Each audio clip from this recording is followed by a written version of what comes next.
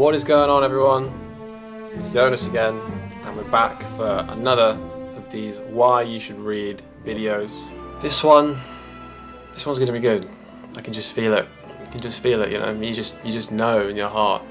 The title of the video is probably going to give it away, but this video is going to be about why you should read Casanova.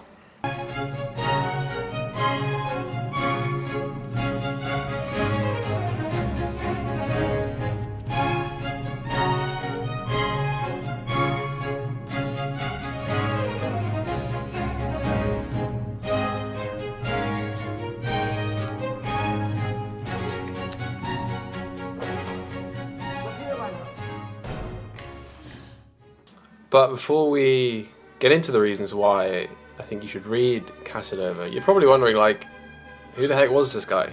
Casanova, that, like, maybe you've seen, you know, the David Tennant TV serial, or you've seen the Heath Ledger film, you know, and you've heard Casanova used as like a sort of, you know, a descriptive name, like someone's a Casanova, they're a bit of a ladies' man, but you don't actually know the real story behind the name. So I'm just going to give a quick little background as to who he was. He was born in Venice at the in the first quarter of the 18th century, at a time when Venice was a republic, and basically throughout his life he had a variety of occupations, ranging from being a socialite to being a spy to being a musician to being a philosopher, you know, and much more. And he was perhaps most famous for being a seducer, someone who would probably even called a libertine, and he was a self-described libertine, and this is probably his most enduring reputation. But that wasn't all he did. You know, he didn't always just try and pick up chicks. You know, he was a generally free-spirited, adventurous person, and he had a lot of talents, as I said, from being a musician and being a philosopher, a good writer, a linguist. You know, he could think on his feet as well, as you find out obviously when you read his work. Now, the first reason I think that you should read Casanova's memoirs is simply that his writing is incredibly entertaining. You know, I can say pretty honestly that I think he was an absolutely hilarious guy, and it would have been awesome to actually hang out with him, spend time with him, just chat and like just swap stories, I guess, and just to be around someone like that. He was kind of a maverick, really. And when you read his work, there are so many genuinely funny moments, like genuine laugh out loud moments that occur pretty regularly, you know. And often I would, when reading, you know, a story of his, I would copy out a quote, something that he says to someone, or a little story or an anecdote, or just summarize a story and then just send it to my friends, and they would all just find it, you know, hilarious, because he got up to so much naughty, you know, funny shit. You know, he was constantly traveling around Europe and just meeting incredible people, a lot of famous people, which I'll get to a bit later. You know, and he was having dalliances with just whoever was willing, and adventures sort of seemed to find him in a way. And he wrote it all down. It's all there for you to consume. Just this 18th century absolute legend hero guy. Look at it this way. If you could do what I could do, then you would do it too. But you can't. I can, and I have, and I'll do it again. So you should be happy for me, just a little tiny bit, don't you think? And you, sir, just consider, you love your wife. I love your wife. Aren't we both on the same side? The second reason I think you should read Casanova is, kind of links on from this first one, but he met an awful lot of famous people, famous, like what we would consider historical figures. And that ranged from, you know, composers to philosophers to members of lots of royal families. You know, to give you a few examples, you know, he met Voltaire. He got up to quite a lot of naughty shit with Voltaire, but that's for you to find out. He met Mozart. I think Mozart even was inspired by meeting Casanova, and that contributed to his writing of Don Giovanni, I think. his opera, and I think Casanova was in the audience on the opening night. Is it true, sir, all those stories about the old days? Yeah, they are. My life. The truth of it. They say you met the Pope. 2 popes. And royalty. Louis XV, King George II, Catherine the Great. Glorious time. But what exactly they talked about? Well, I'm not going to say it because that's for you to find out when you read his book. Really, stop! I'm going to get this off. It's too much. Oh, my sake! Oh, look! The ambassador chap! Romani, have you met the king? Georgie, this is your man from Venice. Really, stop it! Stop it! Oh, you cheeky man. Third reason why you should read Casanova, again, is sort of like the sheer romanticism of him as a person and the way he lived his life makes for just these insane stories. Like you couldn't have made them up. They're just that amazing and that incredible. Particularly there's an episode, I guess maybe a couple of episodes, but it's one broad episode where, a couple of women of the cloth, nuns, are involved. Sort of one comes into the picture and then another one and then maybe together? I don't know, I'm not going to say. I don't want to spoil it for you. But there are nuns involved.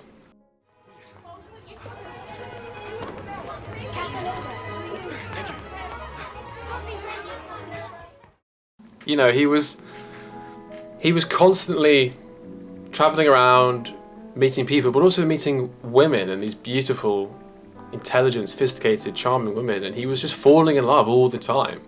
He'd go to one place, maybe fall in love with the servant, and then go away, and then go to a city and meet a wonderful noblewoman, and blah blah blah. And he was constantly falling in love, and then having his heart broken, or breaking the heart, or going off the woman, and just like, he had this soaring ability to just fall in and out of love like it was really nothing. And it just makes for utterly compelling reading because he poeticizes romance and women and relationships with them. It's not crude. It's not like, I f***ed this bird or whatever. It's like, no, I met this amazing, intelligent woman called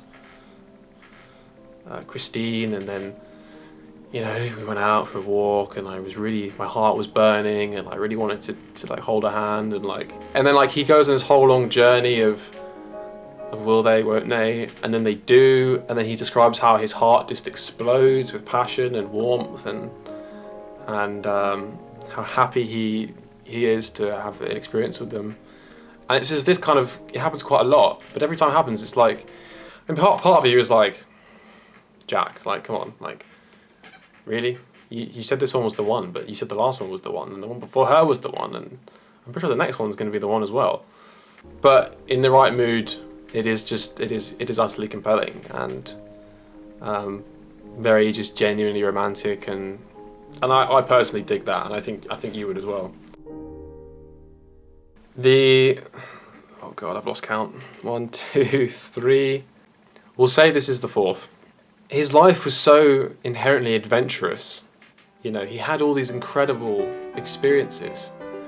A fair amount of them are romantic or sexual, but a lot of them also about all the friends he meets, the awesome, talented people he meets and interacts with. That's the famous people, but it's also maybe forgotten people in history who died young and maybe weren't alive long enough to really leave a mark on the world, but they were showing such great promise, and he met them and he was just overawed by them, and he meets people who he says were more charming than he was, and you sort of get windows into so many worlds through his eyes. People that history would have forgotten had he not recorded them.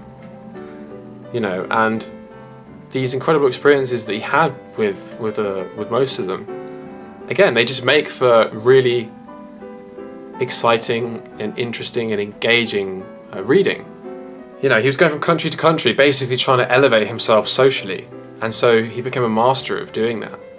And he would very quickly make a lot of friends and win people over, and You know, he went from Italy to Greece to Istanbul to France to Austria to England, and he just travelled around Europe very freely. You know, often trying to make a lot of money. You know, trying to make a name for himself and you know, just get filthy rich. Without going into specifics, yeah, he basically goes from rags to riches to rags again and back and forth, and you know, these ups and downs that he goes through. That's the juice, you know. That's what you read for. It's kind of boring, someone who just is poor and then they're rich forever. But like, what if someone was poor and then they got loads of money, but then they pissed it all away again? Like, what was that like? And how funny is that? And then how do they try and carry on after that? You know, well, read Casanova, and that's a story that you'll get to experience. The fifth reason was, obviously he was writing this memoir sort of retrospectively at the end of his life. He was sort of in his 70s, he was living in his castle as a librarian, and kind of in his spare time he would just write. He was writing his memoir. And so, although you get see all those sort of fresh, youthful, romantic, adventurous energy, which still existed in him as an older man, but you see the eyes through him as a younger man. Not only do you get that, but you kind of get his older self looking back on his younger self and sort of reflecting on it, and he often gives his sort of thoughts and opinions retrospectively on his life, which is sort of the interesting thing about, I think, about memoirs in general, but specifically about this one. You know, he clearly learnt an awful lot throughout his life. His accumulated wisdom is often very evident in his writing, and that's definitely something I got a lot out of, and I still get a lot out of reading him, is not only sort of the conversations, as I say, that he had with these thinkers or philosophers or religious people, or even with some of the women he had experiences with. You know, they would talk to him about philosophy, and he'd be like, "That's actually really interesting what you've said." And you sort of learn with him as he's describing his own learning. But I think also that, as I say, you sort of get that holistic, retrospective look at his whole life, and he'll drop in these sort of nuggets of wisdom that he learned. What would Casanova do? I don't know, what would Casanova do? Well, to start, he wouldn't mope around. No, I suppose not. Misery is not attractive. If you want to be loved, you have to be worth loving. That's the first rule. And second, be the flame, not the moth. What could I do? The man clearly said to me, "What?" The flame, not the moth. Yes. It's my tongue got very loud. So the seventh and final reason that I think you should read Casanova is you get to read about the real life person behind the characters that have been played by a fair few famous actors, including Heath Ledger and David Tennant. You know, these are sort of legendary actors who've played this man, and that means that they must have read his work or parts of his work. And I know for a fact that Heath Ledger did. I might even drop in a clip of when he talks about it. I knew little bits about Casanova, but not that much, and you know, so I read like one of his journals or two of his journals, and he was a very diverse person, character. He was a jack of all trades. I think he was a smart man. He considered himself a philosopher, an artist, a musician. If you're a fan of those actors, as I very much am, then, you know, if they've read his work, you know, I think you should go and do it too. They clearly loved the character and the person enough to play the parts, and that's got to say something, you know.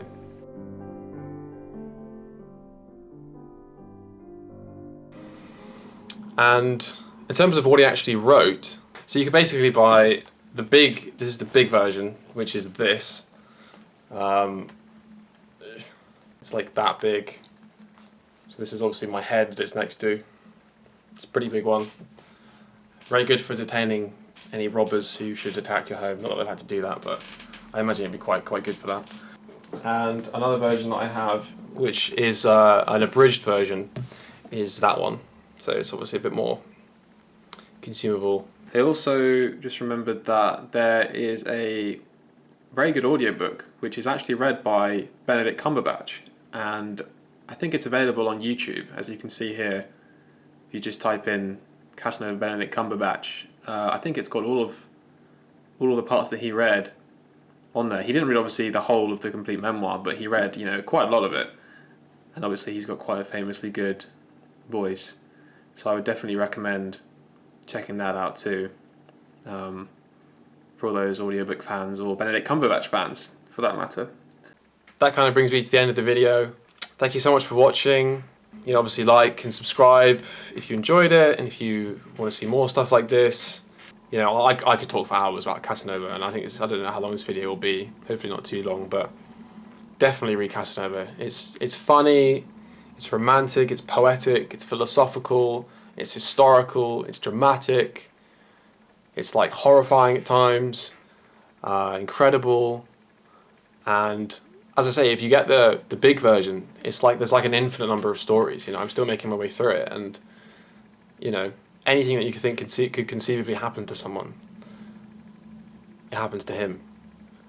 And you might hear people say, oh, he might have made some of it up, or he might have emboldened some of it, but frankly I don't care, because I think there's so much detail to all the stories and all the conversations that he couldn't have made it all up. Most of it is true and accurate, and that makes it, you know, even more amazing than it already is, and much more worthwhile reading than a lot of fictional adventure stories. But yeah, that's it for now. Hope you enjoyed the video, and I will see you in the next one. I'm not sure what it's going to be about yet, but stay tuned, stay safe, and see you next time. Bye.